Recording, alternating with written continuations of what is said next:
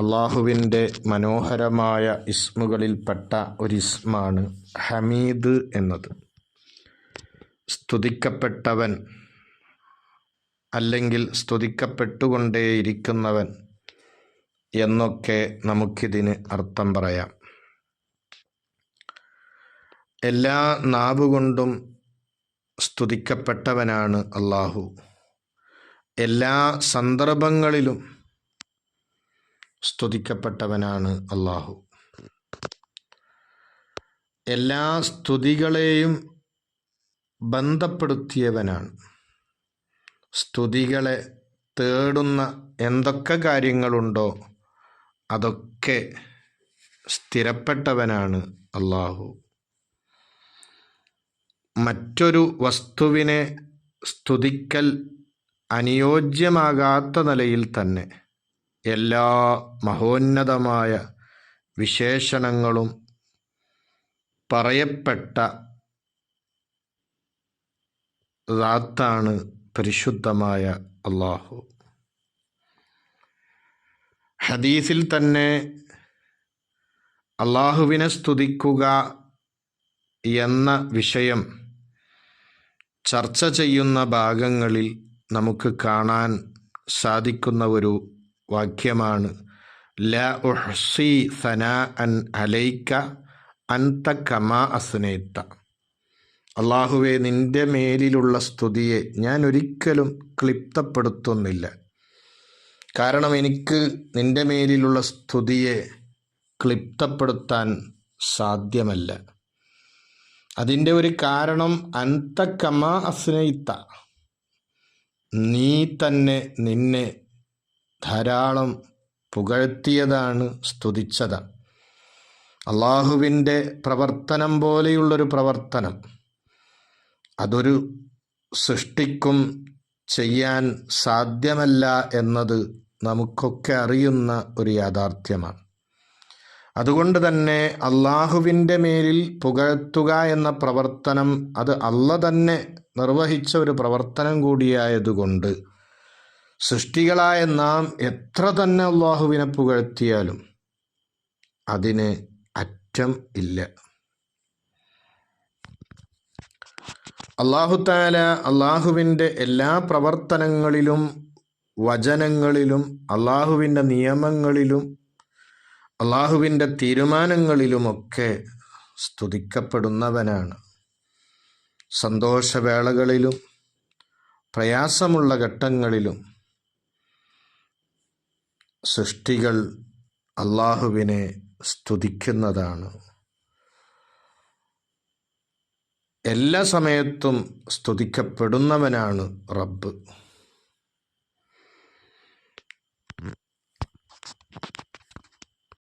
മറ്റൊരാൾക്കും ഇല്ലാത്ത രൂപത്തിൽ സർവസ്തുതികളും ബന്ധപ്പെടുത്തിയ എല്ലാ വിശേഷണങ്ങളെക്കൊണ്ടും വിശേഷണം പറയപ്പെടുന്നവനാണ് അള്ളാഹു. ഹമീദ് എന്നാണ് അള്ളാഹുവിൻ്റെ നാമം. അതിന് മഹമൂദ്, സ്തുതിക്കപ്പെടുന്നവൻ എന്ന അർത്ഥത്തിൽ നമ്മളത് പ്രയോഗിക്കപ്പെടുന്നുണ്ട് എങ്കിലും തീർച്ചയായും ഹമീദ് എന്നതും മഹമൂദ് എന്നതും വ്യത്യസ്ത അർത്ഥമുള്ള രണ്ട് നാമങ്ങളാണ് എന്ന് പണ്ഡിതന്മാർ പറയുന്നത് കാണാം. ഒരുത്തൻ ഹമീദ് ആവുക എന്ന് പറഞ്ഞാൽ സ്തുതിയെ ബന്ധപ്പെടുത്തുന്ന കാര്യങ്ങളും കാരണങ്ങളും ഉള്ളവൻ.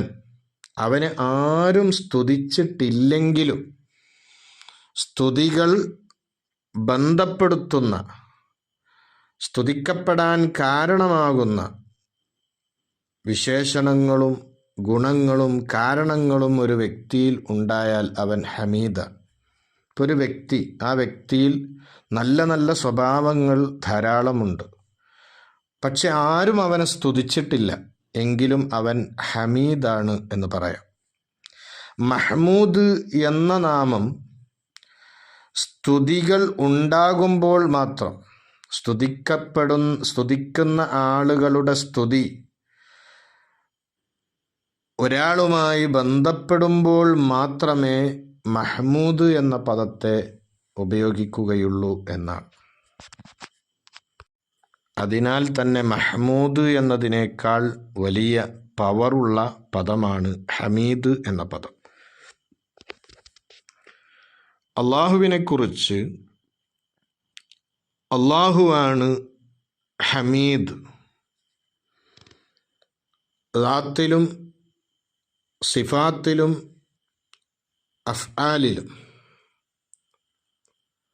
പ്രവർത്തനങ്ങളിലും വിശേഷണങ്ങളിലും ദാത്തിലും അള്ളാഹു തന്നെയാണ് സ്തുതിക്കപ്പെടുന്നവൻ അല്ലെങ്കിൽ സ്തുതിക്കപ്പെട്ടുകൊണ്ടേയിരിക്കുന്നവൻ എന്ന ആ ഒരു തിരിച്ചറിവിലേക്ക് ഒരാൾ എത്തുമ്പോൾ തീർച്ചയായും ഏതു സമയത്തും അള്ളാഹുവിൻ്റെ ദിക്ർ അവനെ ജോലിയാക്കും.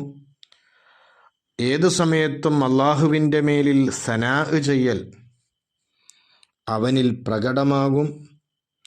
അവൻ്റെ സ്വന്തം ശരീരത്തെ ഓർക്കുന്നതിനേക്കാൾ കൂടുതലായി, സ്വന്തം ശരീരത്തിൻ്റെ വിഷയങ്ങൾ പറയുന്നതിനേക്കാൾ കൂടുതലായി അള്ളാഹുവിനെ പുകഴ്ത്തിക്കൊണ്ടേയിരിക്കുന്ന ഒരവസ്ഥ അവനിൽ ഉണ്ടാകും എന്നാണ്.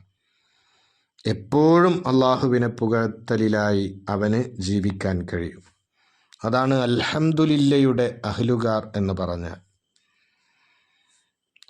എല്ലാ സന്ദർഭങ്ങളിലും അള്ളാഹുവിനെ സ്തുതിച്ചും പുകഴ്ത്തിയും ജീവിക്കുന്ന ഒരു തലത്തിലേക്ക് ഒരാൾ എത്തുക എന്നതാണ് ഹമീദ് എന്ന ഇസ്മുമായി ബന്ധം പുലർത്തുമ്പോൾ ഉണ്ടാകുന്ന അടയാളം. ചില വ്യക്തികൾ പ്രത്യക്ഷത്തിൽ വിഷമകരമായ കാര്യങ്ങൾ അവരെ ബാധിച്ചാലും അവർ അൽഹംദുലില്ല പറയുന്നത് കാണാം. ബഹുമാനപ്പെട്ട ഗൗസ് മുഹിയുദ്ദീൻ അബ്ദുൽ ഖാദിർ ജീലാനി ഖദ്ദസല്ലാഹു സിറഹുൽ അസീസ് തങ്ങൾ അവിടുത്തെ ചരക്കുമായി പോകുന്ന കപ്പൽ കടലിൽ മുങ്ങി എന്ന വാർത്ത കേട്ടപ്പോൾ അൽഹംദുലില്ല എന്ന് പറഞ്ഞു എന്നാണ്. മറ്റു പല മുൻഗാമികളായ ആളുകളും അവരെക്കുറിച്ച് മറ്റുള്ളവർ ആക്ഷേപിക്കുന്നുണ്ട് എന്ന കാര്യം അറിയുമ്പോൾ അൽഹംദുലില്ല പറഞ്ഞതൊക്കെ നമുക്ക് കാണാൻ കഴിയും. ഇത് ഈ ഇസ്മുമായി കൂടുതൽ ബന്ധം പുലർത്തുന്നതിൻ്റെ അടയാളമാണ്. ഈ ഇസ്മുമായി താല്ലുക്ക് ആകുന്ന ആളുകൾക്ക് ഉണ്ടാകുന്ന ലക്ഷണമാണ്.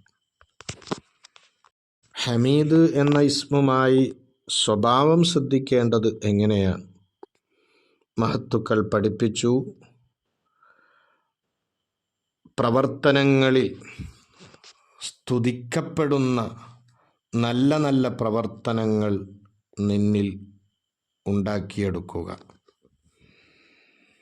എല്ലാ നിലക്കും സ്തുതിക്കപ്പെടുന്ന വിശേഷണങ്ങൾ അത് നിന്നിൽ ഉണ്ടാക്കാൻ നീ അങ്ങേയറ്റം പരിശ്രമിക്കുക.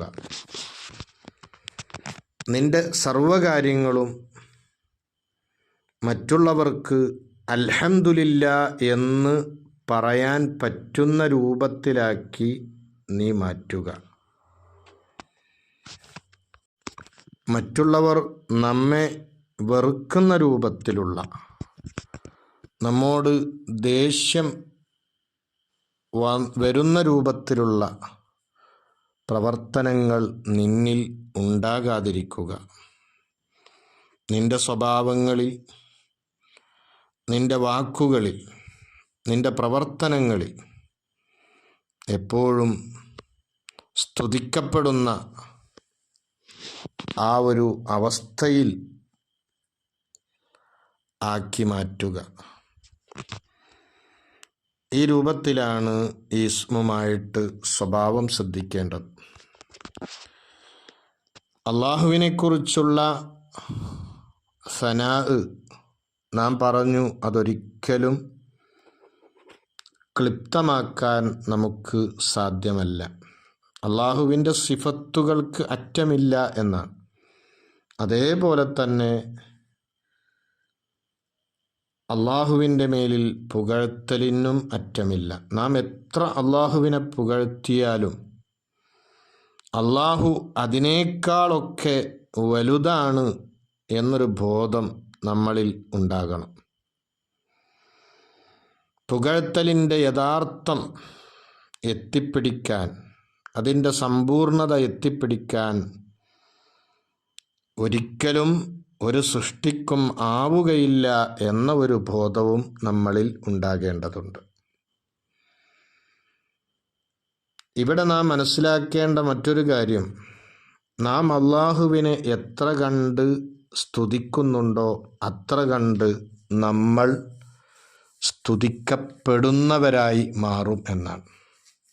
ഹബീബായ മുത്തുനബി സല്ലല്ലാഹു അലൈഹി വസല്ലമ തങ്ങൾ മുഹമ്മദ് എന്ന പേര് ലഭിച്ചവരാകാൻ കാരണം നബി തങ്ങൾ അഹ്മദ് ആയതുകൊണ്ടാണ് എന്നാണ്. അഹ്മദ് എന്ന് പറഞ്ഞാൽ ഏറ്റവും കൂടുതൽ ഹംദ് ചെയ്ത ആള് എന്നാണ്. ലോകത്ത് എത്ര തന്നെ സൃഷ്ടികളുണ്ടെങ്കിലും എല്ലാ സൃഷ്ടികളുടെയും ഹംദ്, അള്ളാഹുവിനെ പുകഴ്ത്തൽ, ഒരു തുലാസിൻ്റെ ഒരു തട്ടിലും ഹബീബായ മുത്തുനബി സല്ലല്ലാഹു അലൈഹി വസല്ലമ തങ്ങളുടെ ഹംദ് മറ്റേ തട്ടിലും വെച്ച് കഴിഞ്ഞാൽ അവിടെ കനം തൂങ്ങുക നബിത്തങ്ങളുടെ ഹംദാണ്. കാരണം നബിത്തങ്ങളുടെ ഹംദോളം ഹംദ് മറ്റൊരു സൃഷ്ടിയിലും ഉണ്ടായിട്ടില്ല. അതുകൊണ്ട് തന്നെ നബിത്തങ്ങൾ മുഹമ്മദായി സ്തുതിക്കപ്പെട്ടുകൊണ്ടേയിരിക്കുന്നവരായി ഈ ഒരു വിഷയം നാം മനസ്സിലാക്കുകയും ഉൾക്കൊള്ളുകയും നാം അള്ളാഹുവാലും അള്ളാഹുവിൻ്റെ അഹ്ലുകാരാലും സ്തുതിക്കപ്പെട്ടവരാകണമെങ്കിൽ നാം അള്ളാഹുവിനെ കൂടുതൽ സ്തുതിക്കേണ്ടതുണ്ട് എന്ന ആ ഒരു തലത്തിലേക്ക്, ആ ഒരു തിരിച്ചറിവിലേക്ക് നമ്മൾ എത്തുകയും വേണം. ഈ മഹത്തായ ഇസ്മിനെ ഒരാൾ അതിൻ്റെ അബ്ജദീയത്ത് പ്രകാരമോ അതിലധികമോ ചൊല്ലുമ്പോൾ തീർച്ചയായും അവൻ എല്ലാവരാലും സ്തുതിക്കപ്പെട്ടവനാകും എന്നാണ്. അവൻ്റെ സ്വഭാവങ്ങൾ നല്ല സ്വഭാവമായി മാറും. പ്രവർത്തനങ്ങളും വാക്കുകളും നല്ല പ്രവർത്തനങ്ങളും വാക്കുകളുമാവും. അതുപോലെ തന്നെ ജനങ്ങൾക്കിടയിൽ തന്നെ അവന് ഒരു സ്വീകാര്യത ലഭിക്കുന്ന തരത്തിൽ അവൻ ആയി മാറും. അതുപോലെ തന്നെ നമ്മുടെ വ്യാധികൾ, രോഗങ്ങൾ, ഷുഗർ, കൊളസ്ട്രോൾ പോലെയുള്ള അസുഖങ്ങളൊക്കെ മാറാനൊക്കെ ഈ ഇസ്മ് കൂടുതലായി ചൊല്ലിയാൽ ഒരുപാട് ഫലം ഉണ്ട് എന്ന് പണ്ഡിതന്മാർ പറയാറുണ്ട്. ഈ മഹത്തായ ഇസ്മ് അള്ളാഹുവിൻ്റെ ദാത്തിയായ സിഫത്താണ്. അള്ളാഹുവിൻ്റെ ദാത്തിൽ എപ്പോഴും നിലകൊള്ളുന്ന സിഫത്താണ്. അള്ളാഹു ഈ ഇസ്മുമായി കൂടുതൽ ബന്ധം പുലർത്തി സ്തുതിക്കപ്പെട്ടവരാകുന്ന ഒരവസ്ഥയിലേക്കെത്താൻ നമുക്ക് തൗഫീക്ക് നൽകട്ടെ. ആമീൻ.